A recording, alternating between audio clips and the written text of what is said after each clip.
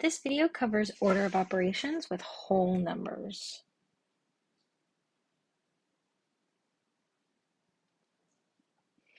So order of operations is the way in which mathematically we're going to approach equations and expressions in order to simplify them properly. There's a lot of debate about order of operations, and that's because we're missing on the key point that multiplication and division are the same.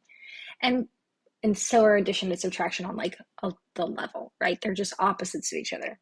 So all the fighting comes from PEMDAS. PEMDAS is parentheses, exponents, multiplication, division, addition, subtraction.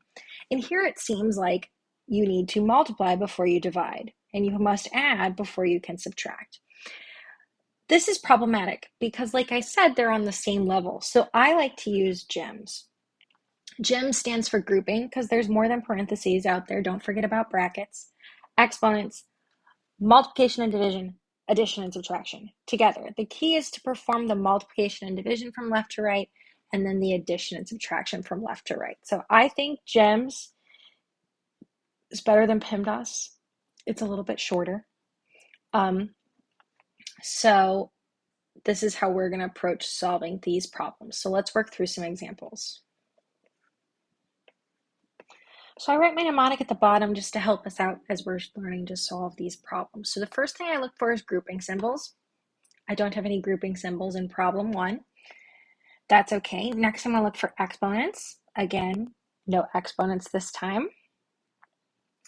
So I can go ahead and multiply and divide from left to right. So from left to right, I've got 16 divided by 4, which is 4, plus 2 times 9, which is 18, plus 9. Well, 4 and 18 is 22, plus 9 is 31 for my final answer. Let's take a look at example 2. I have to approach multiplication and division from left to right, kind of like how we read in English. So 4 times 4 is 16, plus 21 divided by 3 is 7, minus 4. Well, 16 plus 7 is 23, minus 4 would be 19.